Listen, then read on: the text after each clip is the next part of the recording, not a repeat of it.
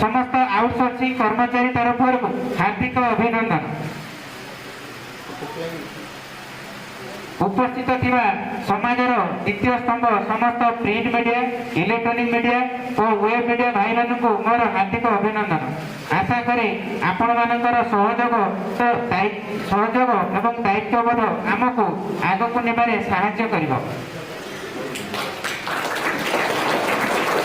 ठीक युवावस्था नवीन सरकार को मोर युव शक्ति दे सारी तेणु मुझे मो पिला छुआ को मो परिवार को प्रतिपोषण कर ठीक आपण अवस्था से ना से नुहे।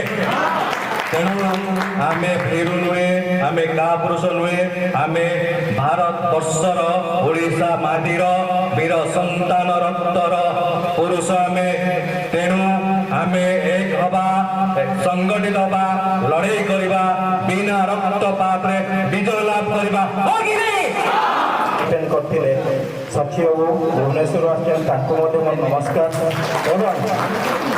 आपण मान जो मीटिंग रे आपण मैंने आज बसी ये जो हॉल में आम बस तार संपूर्ण दायित्व जे नहीं आपणकर सेक्रेटरी अच्छा प्रशांत भाई एवं मीडिया संयोजक जो मीडिया संयोजक पोस्ट रे अच्छा से सान भाई को मोर माने अंतरु धन्यवाद ज्ञापन करते बड़ प्रोग्राम को से अरेंज कर पार्टी।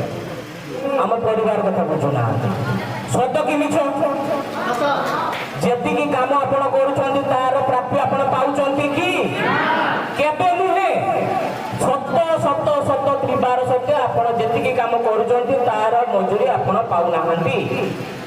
ता बदल रे कोन होछंती आपण को ऊपर थिबा रेगुलर एम्प्लॉय बा ऑफिशियल आपण को टॉर्चर करिवारे छाडो नै।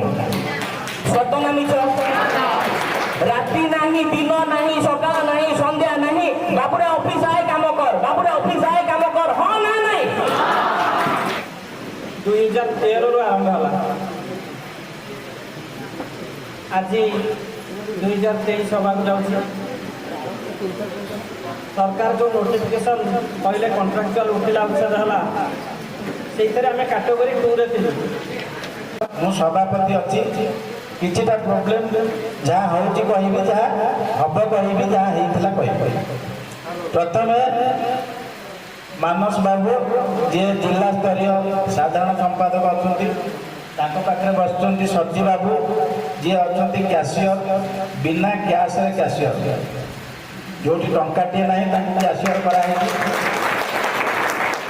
जमी आपंकर देखिए बहुत जगह फांडी अच्छी से हाबिलदार ना बिना फांडी हाबिलदार ये बिना कैश कैशियर। आ बहुत बहुत धन्यवाद आपंकर प्रशांत बाबू जी जिद्दी कले जे संजय भाई आप न आसिले मु मीटिंग करी ना। मोर आज प्राय 12टा जिले में मीटिंग चली आपंकर अनुगुल चली, ढेंकानाल चली, पुरी रे चली, जगतसिंहपुर चली, चिंताटी हारी आपण मैंने आसी प्राय लेखे सरकार विरोध में सीधा ना इनडायरेक्टली डेली लेखे। अच्छा मोर चाकरी तो आज पर्यटन जाए मो chief secretary room side room मत चीफ सेक्रेटरी डेली देखुच कहीं मोर तो चाकरी जाए जदि निजर मागिबा आपण को मागी आसी ना कई आपण को जाचिकी देवे ना। ये जो मोर माँ भौणी मान अच्छा आपण मुंडे हाथ रखी कहतु आपण पिला को केवे घंटा देखिए खाया पिला जो कह माँ मत भोक है रह बसी माँ टे जाओ यहाँ कहीकि दौ तेणु आपण मैंने कौ गजपतिर छुआ जे कौ वीआईपी छुआ आप न मागिले आपको मुख्यमंत्री ओजाड़ी पकड़ आउटसोर्सिंग पिला। आज हमको बहुत खुशी लगुच आपने बहु मात्रा जोग देते आम मान जो आश्वासन था निश्चित भाव में सरकार निश्चित भाव में आम दुख आम कष्ट शुणे और आगामी दिन आम रेगुलाइज हो पार। तो ये आपण मैंने निश्चित भाव में निष्पत्ति नियंतु आगामी दिन में भुवनेश्वर समावेश में केते मात्रा जोग देवे। विभिन्न विभाग में आउटसोर्सिंग वर्षा कर सारे तो आगामी दिन में ये प्रथा केमी बंद हो आम पर पीढ़ी केमी एभली एक कुषित प्रथार दूर रही से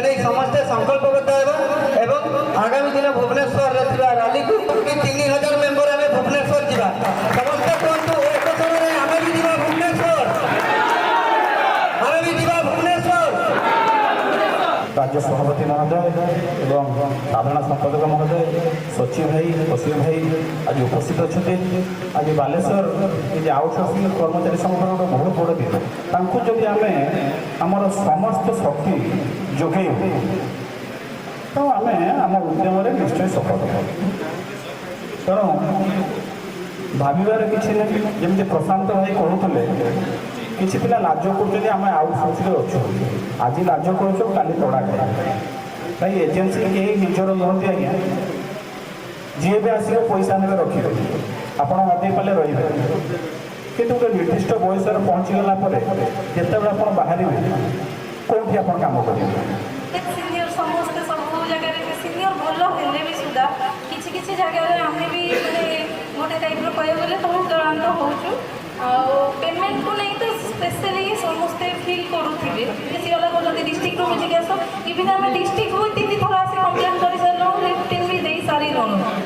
ତ ମୁଁ ବହୁତ ଦୁଃଖରେ ଜୀବନ କଟେଇଛି।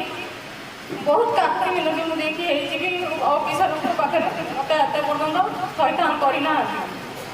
ତେବେ ବି ମୋତେ ଆମର ରୁସାର ଯେଉଁ ଅଫିସର ଆସିଥିଲେ, ସେଇ ଅଫିସର ମୋତେ କହିଲେ ଯେ ଯାଇକି କରୋନାରେ ଡ୍ୟୁଟି କର, ତାପରେ ତୋତେ ଥଇଥାନ କରିଦିଆଯିବ। ତାଙ୍କ ମାଧ୍ୟମରେ ସେ ବହୁତ ଭଲ ଆଉ ବହୁତ ବି ମୋତେ ସହଯୋଗ କରିଛନ୍ତି। ଗଲା ଫଳରେ ମୋ ପଛରେ ଯେଉଁମାନେ ମୁଁ ଆଜି 2 ବର୍ଷ ହେଲା ମୋତେ କରୋନାର ସକାଳେ 8ରୁ ରାତି 10ଟା ପର୍ଯ୍ୟନ୍ତ ମୁଁ ଖଟିଛି। ଫାର୍ଷ୍ଟ ବେଜ୍ ଯାଇଛି, ସେକେଣ୍ଡ ବେଜ୍ ବେଳକୁ ତ ମୋତେ କରୋନାରେ ଦେଲେ, ମୁଁ କରିବା ପାଇଁ ବି ରାଜି ଅଛି।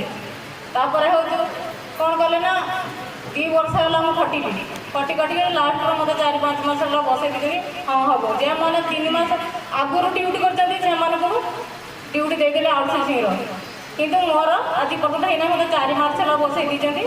ଅନୁଭବ କରିପାରୁଥିବେ ସେତେବେଳର ପିଲା ସଂଖ୍ୟା ଏତେବେଳେ ପିଲା ସଂଖ୍ୟା ଆମେ ଟିକେ ଅଧିକ ହୋଇଛୁ, କାରଣ ଆମମାନଙ୍କ ମଧ୍ୟରେ ଯେଉଁ ସଂଗଠିତର ଅଭାବ ରହିଥିଲା ତାହା ବର୍ତ୍ତମାନ ମିଟିଂରେ ଦେଖାଯାଉଛି କି ଆମମାନଙ୍କ ମଧ୍ୟରେ ବଢ଼ିଛି। ତେଣୁ ଏହା ଆଶା କରେ ଆଗାମୀ ଦିନରେ ମଧ୍ୟ ଏଇଭଳିଆ ଯଦି ଆମେ ଆମ ସଂଗଠନକୁ ସଂଗଠିତ କରିପାରିବୁ, ସେହିଭଳି ଆମର ରାଜ୍ୟ ନେତୃମଣ୍ଡଳମାନେ ଆମମାନଙ୍କ ପାଖରୁ ସାହାଯ୍ୟ ପାଇ ମଧ୍ୟ ସରକାରଙ୍କ ଠାରେ ଆମର ଦାବି ଉପସ୍ଥାପନ କରିପାରିବେ।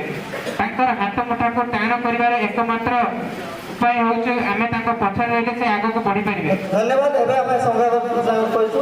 ସରକାରୀ ଆଉଟସୋର୍ସିଂ କର୍ମଚାରୀ ମହାସଂଘ ପ୍ରତ୍ୟେକ ଜିଲ୍ଲାରେ ବର୍ତ୍ତମାନ ମିଟିଂ ଜାରି ରଖୁଛି।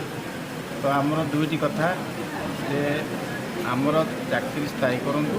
ଦ୍ୱିତୀୟ କଥା ହେଉଛି ଯେଉଁମାନେ ଅକଥନୀୟ ଅତ୍ୟାଚାର ହେଉଛନ୍ତି, କିଛି ପିଲା ବାହାରି ଯାଇଛନ୍ତି, ସେମାନଙ୍କୁ ପୁନଃ ଥଇଥାନ କରାଯାଉ ଏବଂ ସରକାର ଯେଉଁ କିଛି ଗୋଟେ କଟ୍ ଅଫ୍ ଇୟର୍ ରଖିକିରି ଯେଉଁମାନଙ୍କୁ କରିବେ, ବାକି ଯେଉଁମାନେ ପିଲା ରହିଲେ ସେମାନଙ୍କର ସେ ପର୍ଯ୍ୟନ୍ତ equal pay for equal work, ସମାନ କାମକୁ ସମାନ ଦରମା ଦିଆଯାଏ।